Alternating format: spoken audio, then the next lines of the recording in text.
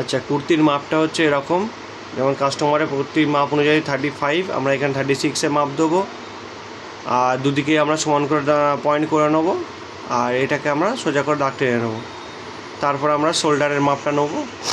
Shoulder এখানে আমি নেবো 6 ইঞ্চি। তো 6 ইঞ্চি জায়গায় হাফ করবো ওটাকে, 3 ইঞ্চি গলার দিকে যাবে, 3 ইঞ্চি পুটের দিকে যাবে।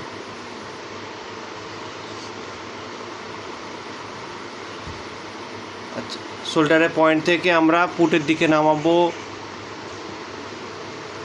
5.5 ইঞ্চি। আর এখানে আমি পয়েন্টটাকে, যেহেতু পুট নিয়েছি 6, এখানে আমি 6.5 দাগ দেবো। তো 6.5-এর ওপরে পুট থেকে এটা লাইনটাকে সোজা করে দেবো।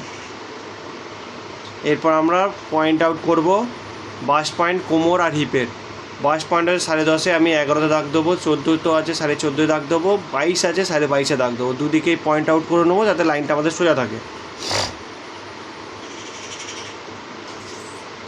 আচ্ছা, এখানে হিপ হচ্ছে কাস্টমারের বডি অনুযায়ী 38, আর তার সঙ্গে লুজিং দেবো 4 ইঞ্চি। 38 আর 4 হচ্ছে 42, 42কে 4 ভাগ করলে হচ্ছে 10.5। তো 10.5 এখানে পয়েন্ট আউট করবো। তার সঙ্গে এক্সট্রা মার্জিন রাখবো আরও 1 ইঞ্চি। মনে রাখবেন, হিপের কাছে 1 ইঞ্চি কাপড় এক্সট্রা মার্জিন রাখবেন। তাহলে 10.5-এর সঙ্গে 1 ইঞ্চি রাখলে হচ্ছে 11.5। এখানেও নিচেও ঘেরের দিকেও সেম রাখবেন, দরকার পড়লে আপনার আরও বাড়ানো দরকার হলে বাড়িয়ে দেবেন। আর কোমর এখানে হচ্ছে, এখানে কোমরের মাপ হচ্ছে 31, 4 ইঞ্চি প্লাস করে 35 হবে, ডিভাইডেড 4 করবো, আর হয়ে যাবে 8.75। ওর সঙ্গে প্লাস 1.5 ইঞ্চি করবো, করে হয়ে যাবে 10.25। এরপরে বাস্ট পয়েন্টের মাপটা নিয়ে নেবো, নেওয়ার পরেই চলে যাবে আর্মহোলে। আর্মহোলের এখানে হচ্ছে আমাদের আপার চেস্টের মাপ অনুযায়ী ওখানে আমরা দাঁড়িয়ে নেবো। বাস্ট পয়েন্টে ছিল হচ্ছে 34, 8.5 মাপ নেবো। তার সঙ্গে 1 ইঞ্চি প্লাস করে ওটা 9.5 হয়ে যাবে। তার সঙ্গে 1.5 ইঞ্চি কাপড় রাখবো। এবার দাগগুলোকে আমরা সমান করে টেনে নিয়ে, এখানে দেখো আর্মহোলটা হয়েছে আমাদের 16.5, হাফ হচ্ছে 8.25। আমাকে 1 ইঞ্চি প্লাস করতে হবে, এখানে 9.25 করতে হবে। আমরা এখানে যেহেতু সেলাই করার সময় 1/2 ইঞ্চি ভিতরে ঢুকে সেলাই হবে, আমরা ওইভাবেই মাপবো। দেখবো আমাদের 9.25 কাপড়টা আসছে কি না। না আসলে আমরা একটু নিচে দিয়ে করবো, যেমন আমরা একটু নিচে দিয়ে দাগ মেরে দিলাম, প্রথমটা আসেনি বলে। দেখুন 9.25 এসে গেছে। ঠিক এইভাবেই আপনি সবসময় মিলিয়ে নেবেন কাস্টমারের বডির মাপ অনুযায়ী, যে আপনার আর্মহোলটা ঠিক এসছে কি না দেখে নেবেন। তারপর আমরা এই কার্ভ স্কেল দিয়ে পয়েন্ট আউট করব। ঠিক এই স্কেলটাই ইউজ করবেন, কারণ বাস্টের কাছে এই জায়গাটা একটু ফুলে থাকে, ওই জন্য এই মাপটা সোজা টানবেন না, একটু ফোলানো অবস্থায় টানবেন, দেখবেন জামার ফিটিংস খুব সুন্দর হয়।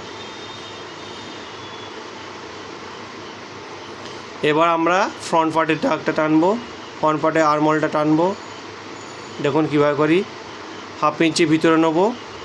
যেহেতু পিঠে কোনো দড়ি নেই, যাতে পুট থেকে না পড়ে যায়, তার জন্য আমরা 1/2 ইঞ্চি করে আরও ছোটো করে দিচ্ছি। পুটের মাপ সেম রাখবো, গলাটা একটু ছোটো হয়ে যাবে। গলাটা আমরা পিছনে পাটে 3 ইঞ্চি নিয়েছিলাম, এখানে আমরা প্রায় 2.5 ইঞ্চি কাছাকাছি নেবো। 1/2 ইঞ্চি করে চেপে দিলাম সামনের পাটে, তাহলে কী হলো যে দড়ি না থাকলে পুটটা ঢিলা হবে না। এবার আমরা মিলিয়ে নেবো।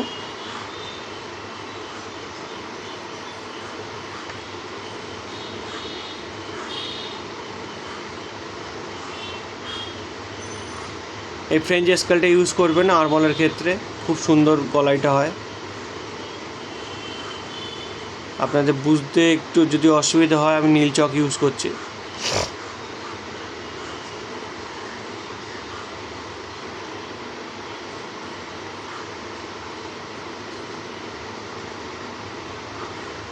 ঠিক এইভাবেই দাগটা টেনে নেবেন, যাতে আপনার কাটার সময় কোনো ভুল না হয়। কোমর হিপের পয়েন্ট আউটগুলো করে নেবেন। এখানে একটা করে ন্যাপচা অবশ্যই মেরে রাখবেন, সুবিধা হবে। আমরা কাটছি এবার।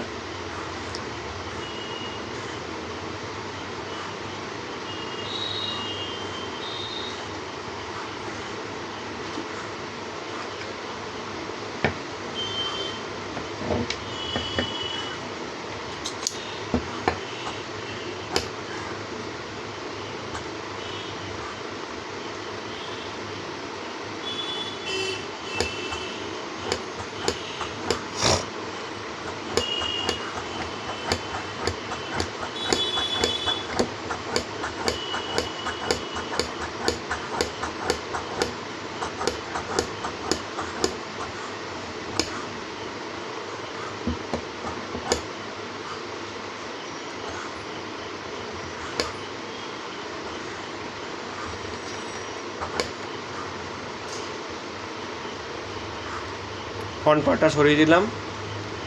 ফ্রন্ট পার্টটা আমরা সেট করবো। এবার ফ্রন্ট পার্টে একটু ভিতর থেকে কাটতে হয়, শেপ দিতে হয়।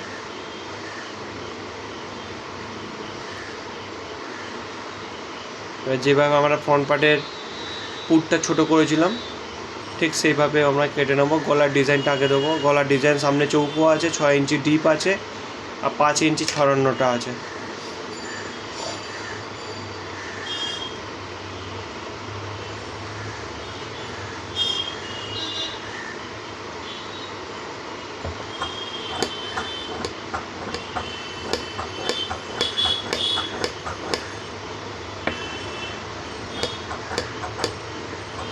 সামনের দিক থেকে হালকা একটু ডাউন করে দেবেন গলার দিক থেকে, যাতে পুট থেকে পড়ে না যায়। উল্টো সিধা পাটে দাগ মেরে দেবেন যাতে সেলাই করার সময় কোনো ভুল না হয়। এবার পিছনে পাটটা আমরা সেটিং করব।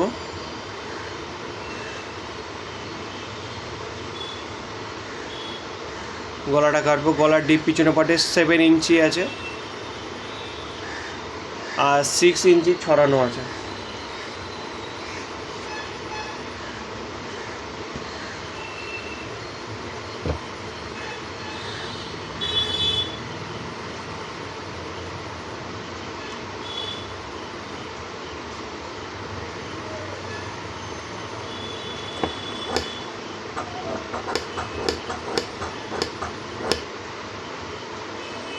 এখানেও সেম, পুটের দিক থেকে গলা দিক থেকে একটুখানি হালকা ডাউন করে নেবেন।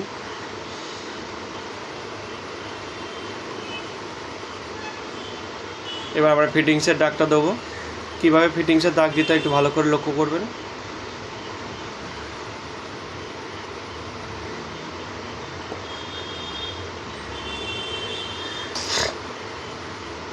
আমরা যে 1.5 ইঞ্চি কাপড় এক্সট্রা নিয়েছিলাম, হিপের কাছে যেমন 1 ইঞ্চি রাখবেন আর কোমরের কাছ আর বগলের কাছে 1.5 ইঞ্চি করে রাখবেন। পয়েন্ট আউট করে নিচ্ছি। 1.5 ইঞ্চি করে হিপের কাছে সবসময় 1 ইঞ্চি রাখবেন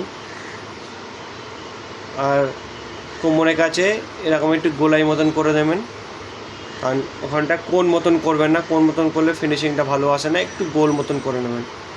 আর এই স্কেলটা সবসময় ইউজ করবেন। হিপের পয়েন্ট সবথেকে বেশি মেন হচ্ছে আপনার বাস্ট পয়েন্টটা। বাস্ট পয়েন্টটা জায়গায় এরকম গোল করে স্কেলটা ধরবেন, ওই জায়গাটায় বেশি প্রবলেম হয়, টাইট হয়ে যায়, ফিটিংস ভালো আসে না। কোমরের গোলটা একটু ভালো করে করবেন যাতে কোমরটা সুন্দরভাবে বসে।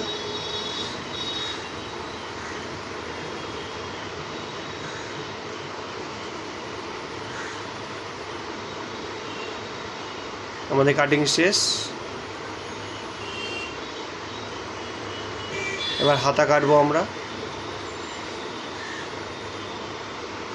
হাতা এখানে 6 ইঞ্চি দিয়েছে, আমরা নেবো এখানে 1 ইঞ্চি প্লাস করব। যেহেতু নিচে পার আছে আমরা 1 ইঞ্চি প্লাস করব, তো 6 ইঞ্চি থেকে আমরা 7 ইঞ্চি নেবো। দুদিকেই 7 ইঞ্চিতে পয়েন্ট করে নেবো আর এই সাইড থেকে আমরা 3.5 ইঞ্চির মতন নামাবো। সোজা দাগ টানবো। আর আমাদের আর্মহোল হচ্ছে 16.5, হাফ হচ্ছে 8.25। এখানে আমরা প্রায় কোয়ার্টার প্লাস করব, মানে 8.5 প্লাস করব, করে ওর সঙ্গে আরও 1.5 ইঞ্চি প্লাস করে দাগ টেনে দিলাম। আর্মহোল হচ্ছে 12, 6 তার সঙ্গে 1.5 ইঞ্চি প্লাস, 6, 7, 7.5। 1.5 ইঞ্চি কাপড় আপনি এক্সট্রা মার্জিন রাখবেন। আস্তে করে এটাকে এরকম গোল করে নামিয়ে দেবেন সুন্দর করে।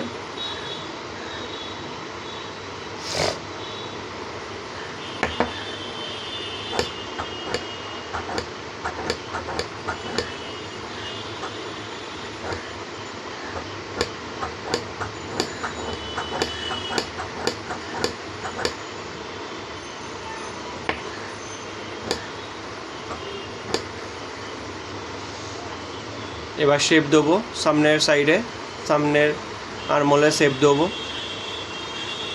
দেখে নিন কীভাবে শেপটা দিতে হয়। খুব সোজা আর্মহোল কাটা, কিন্তু একটু ভালোভাবে বুঝে শুনে কাটতে হয়। একটু পয়েন্ট আউট করে দেবেন ওখানটায়।